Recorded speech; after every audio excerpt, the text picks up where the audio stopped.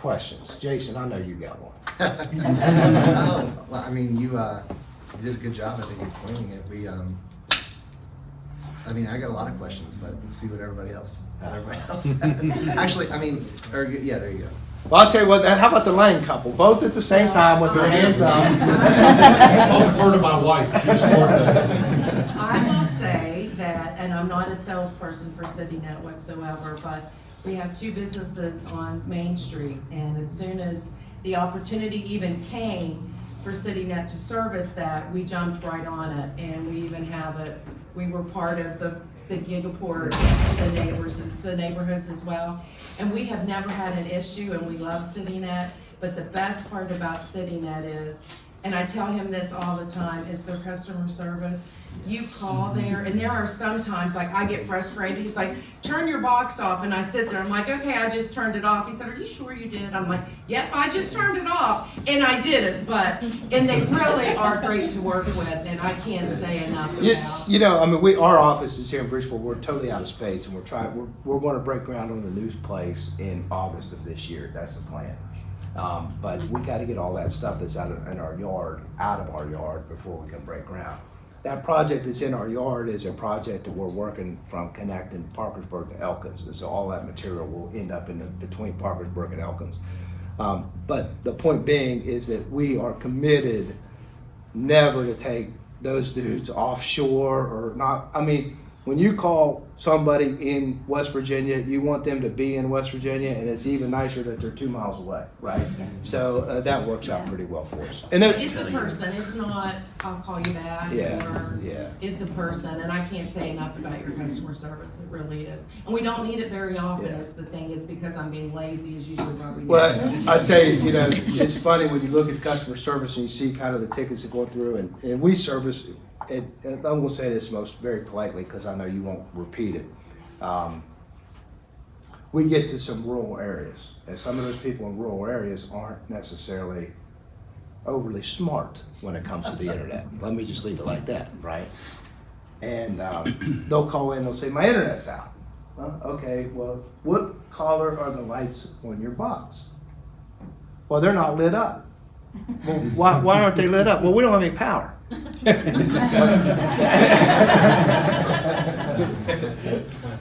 Other questions, Jim? Yeah, Drew, so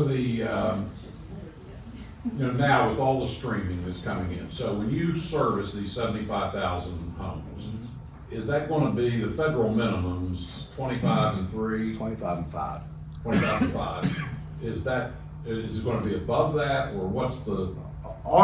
So you get, when you did your application, you had to say what the service delivery model was, and that was part of your score, right? So like if you were going to bid 1,000 per house, and I was going to bid 1,000 per house, and I was going to deliver X service, and you're going to do Y, they would get preferential treatment to whatever the better delivery was. Engineering was part of your application. All of our stuff is on fiber, so the limitation of the bandwidth is limited to the electronics that we put in your house. Our delivery will all be 1,000 by 1,000. So we will never do anything in these RDOF areas that are less than 1,000 by 1,000. Okay. Others probably will. You'll see the cool thing now, and this is, you know, where the risk is for us. The cool thing now is this Elon Musk and this SpaceX. He has a big delivery that he's doing in some areas. He was awarded a lot of areas in West Virginia. He's got his, a big pilot project going right now in the Ukraine, where he's delivered this SpaceX stuff there for people to be able to get to the internet in Ukraine. It will be very interesting to see how that technology evolves, because the demand on bandwidth only increases every day. The limitation of wireless is only limited to what they can put across the radio frequency that's serviced in the wireless. Our stuff, there's nothing in the world faster than the speed of glass, or speed of light, right? So at the end of the day, we're shooting light through that piece of glass. When we shoot the light through the piece of glass, basically you put it, the way it works is the equipment you plug it into, as fast as it can read the pulses of light, will be as fast as you can deliver the service. So all we have to do is upgrade that piece of equipment, and then all of a sudden you go from 100 meg to 1,000 to 10 gig to 40 gig to 100 gig, you know, so we can continue. We don't have to change out anything except that piece of equipment that's on the end of it. Then the other question is so those 75,000, that'll be available.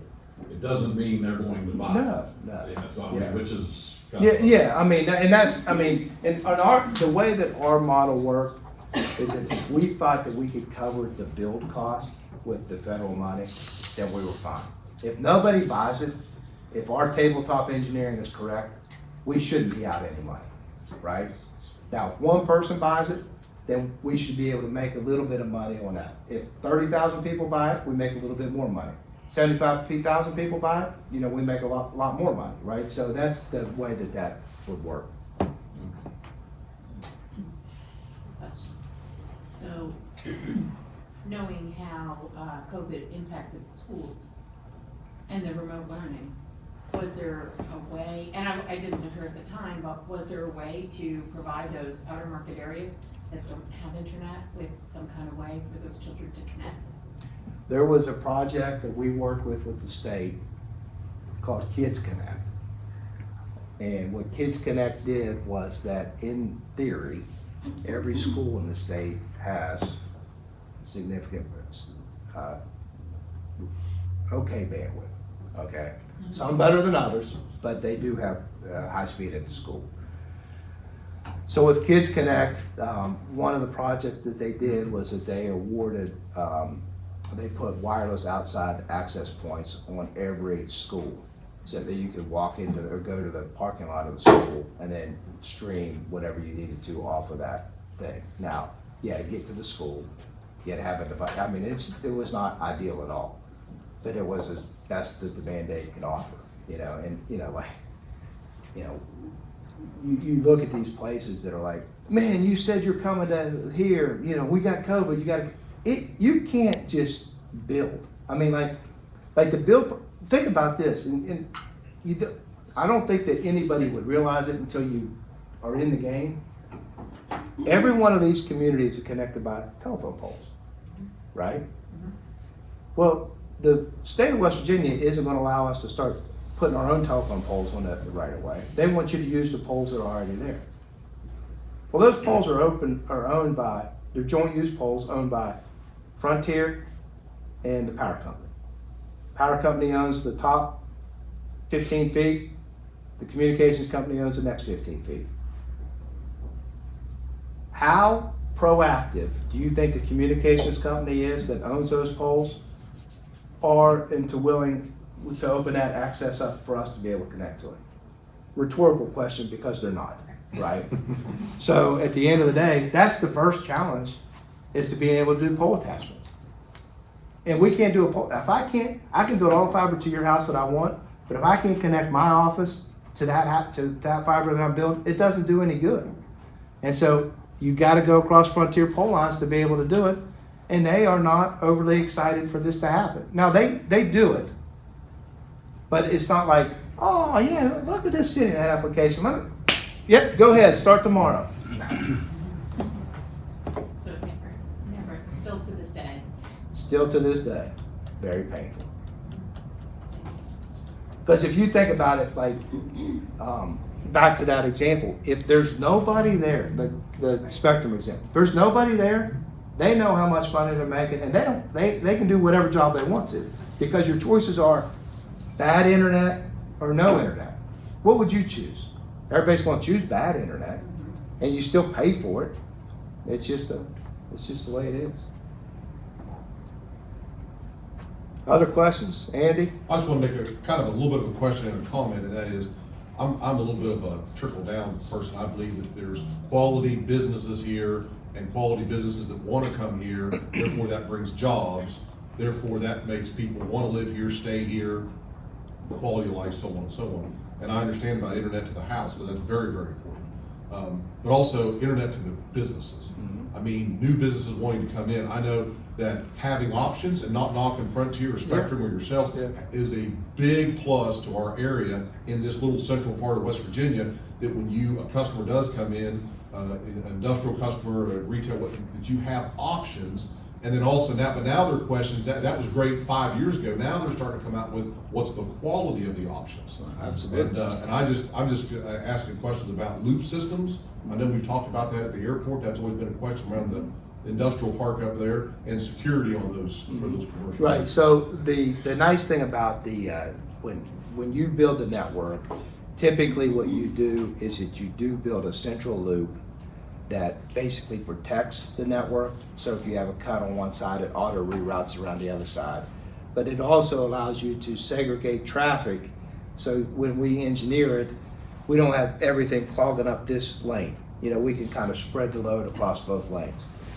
So you build a central system in a loop, like, and I would use Bridgeport. If you take East Point, it comes down 79, comes up here through White Oaks, comes back down 131, over by Oliveria's, back up Main Street, back up to East Point.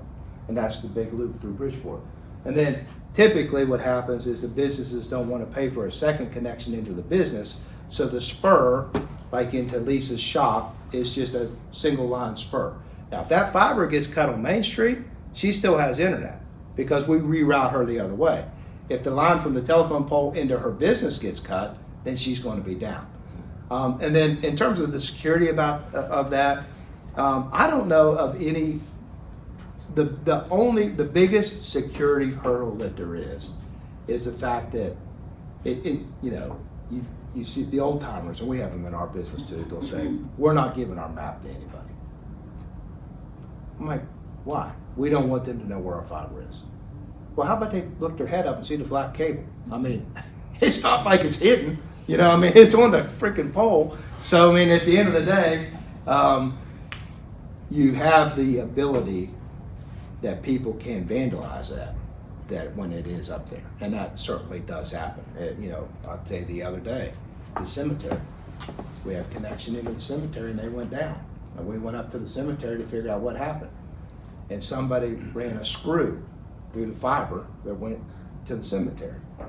And I'm like, so I was talking to the city folks and I was saying, this is why it went down.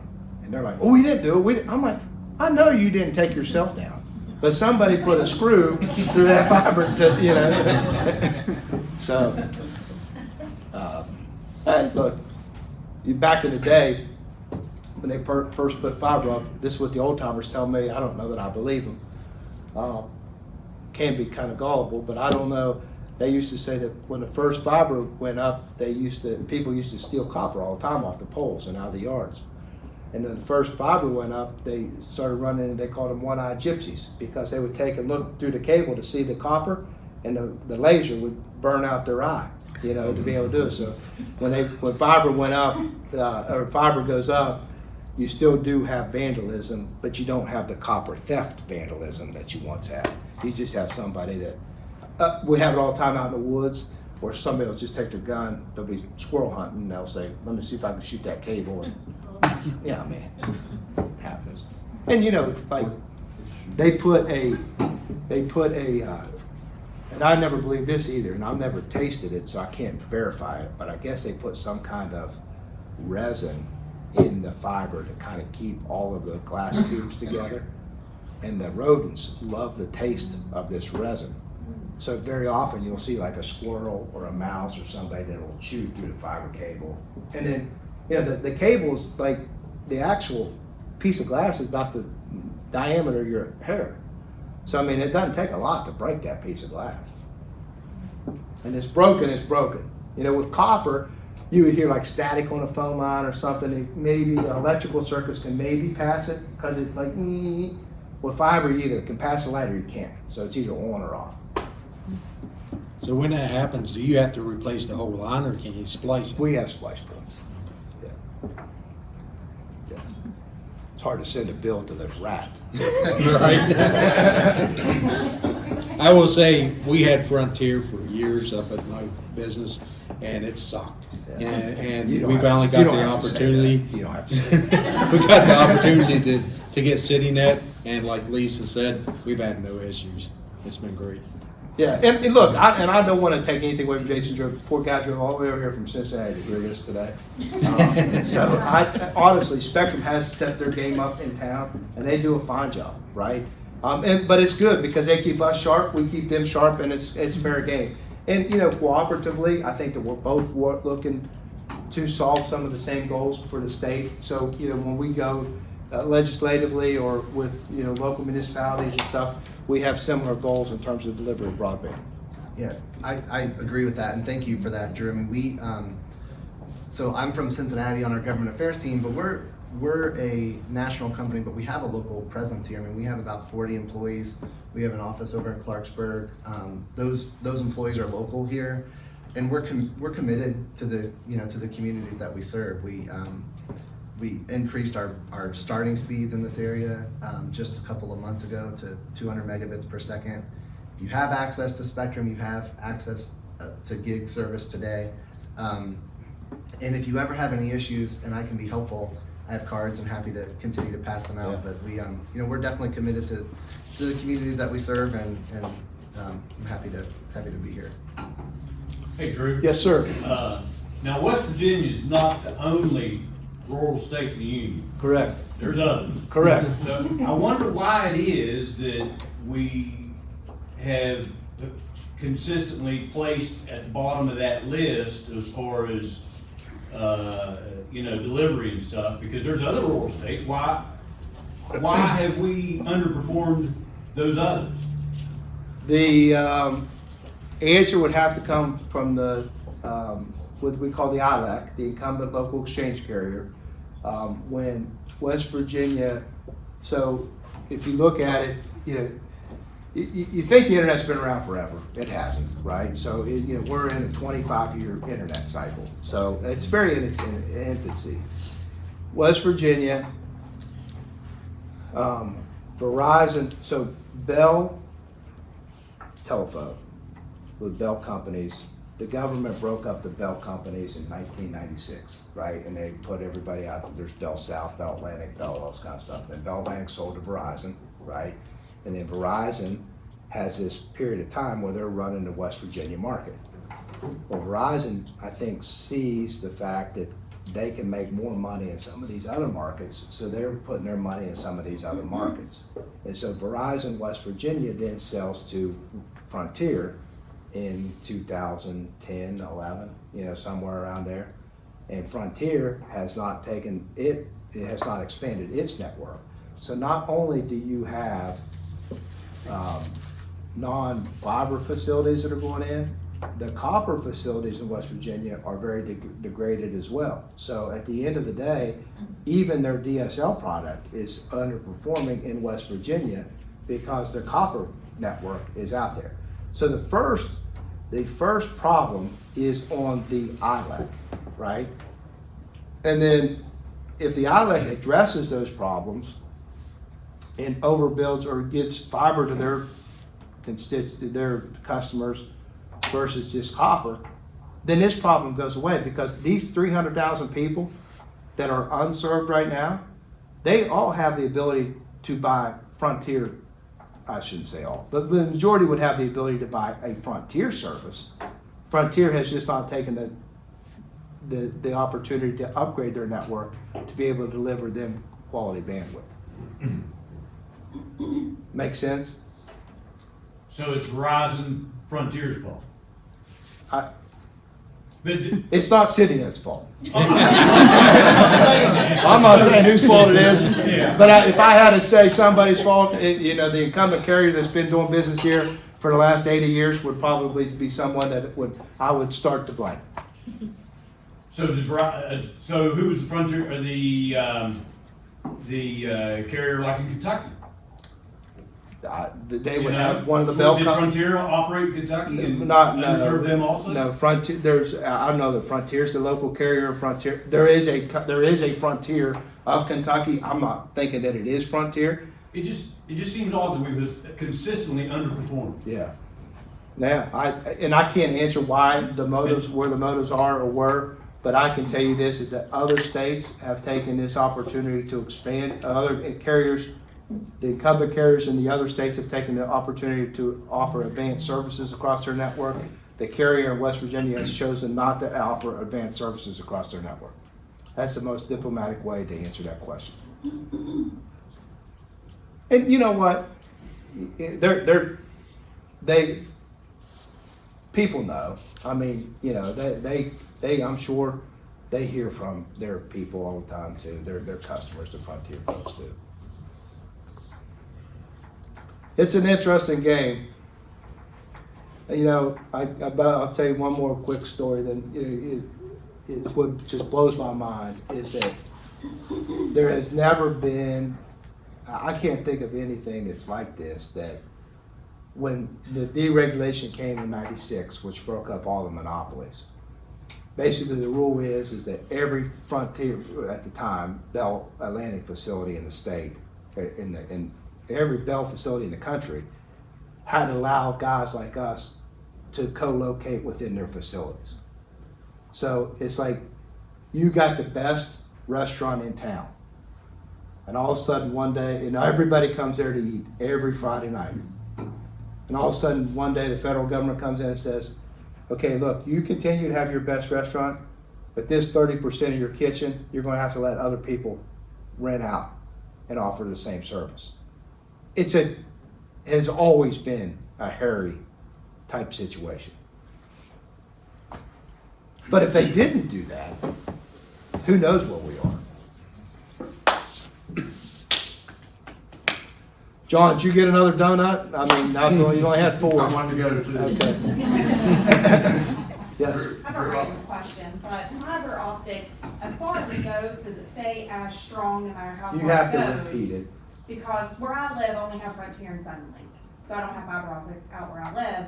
And I have friends at Frontier, and they're like, "Don't get us." They're like, "By the time we make it to your house, it's on." So you pass traffic 2 ways. One's electrically, the other one's optically.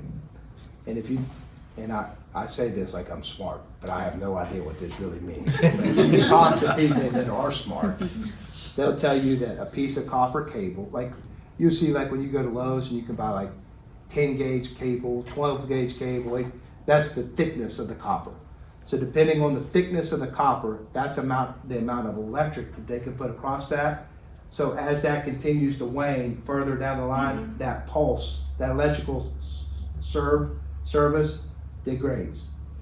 With fiber, it's light. Okay. So the only thing that we have to do is that every so often we have to regenerate the light so we continue to pass it through. That's good. Yeah. Drew, what's the play for wireless? I mean, does wireless make sense? Yeah, look, man, you know, you getting these, so for us, yes, it does, okay? There will be a play. The problem in West Virginia is that all the good wireless right now is line of sight. It doesn't work real well here, okay? Now, they are starting to come out with some other stuff that's not necessarily, it's near line of sight. But, you know, it just all depends on how that market goes, you know, and, you know, the problem is that you'll only be able to pass so much across the wireless until they invent something and that the inventions continue to make it continue to be faster. What's your timeline on the Philippi area? Work with People's Bank, and I'm a new business banker there, and I was just in the last few weeks down visiting our Philippi branch. And We one of have their it, we have it all through Philippi already. Really? Because she told us one of the biggest pain points is with some of the clients that had to switch over to online statements is that they don't have service. So internet service. in Philippi proper, we have it. Okay. As it gets outside of Philippi, then those are other, like Beelington is Yes. an area that we have to, Okay. and those are all part of this whole 5-year window. Okay. But we have Philippi already. Philippi, Bridgeport, Philippi, and Snowshoe are the 3 areas that are completely densely covered already. Any updates on the LEAD program going out towards Green Valley? Those Ridge, all that, was there? So, I'm with Landmark and we Yeah. have clients all out through no, there that yeah, I are. know. So, I've bugged you before. I know you have.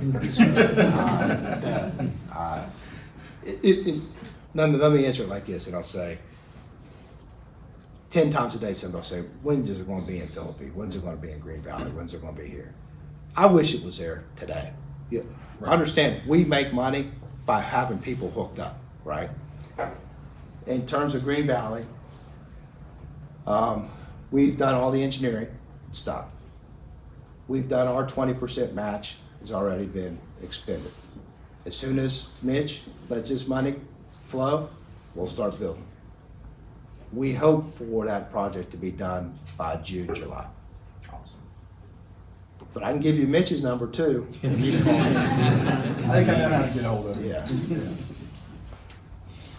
Any other questions? Thanks for having me, guys. I'll be back in 5 years.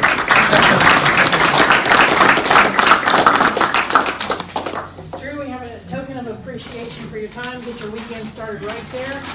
Something from Batten Hollow, our local winery. Yeah, thank you very much. Yeah. Yeah. All right, guys, thanks. Want to thank everyone for coming this morning. Couple of events coming up. We have our Meet the Candidate Night on Tuesday, April the 19th from 5 to 7 p.m. at the Best Western. All local candidates are invited to attend that evening. We are, however, going to focus on the House of Delegate candidates because of the change in the local districts within the county. So we'll have the county clerk there, we'll have some maps there, we'll have an explanation of how that voting is going to change for this year's primary. So that will be our focus this year. And our next business at breakfast here is May 13th, and it'll be on workforce development issues and the dollars that are out there that businesses can take advantage of to train and hire employees. So thank you all again for being here. Happy Friday.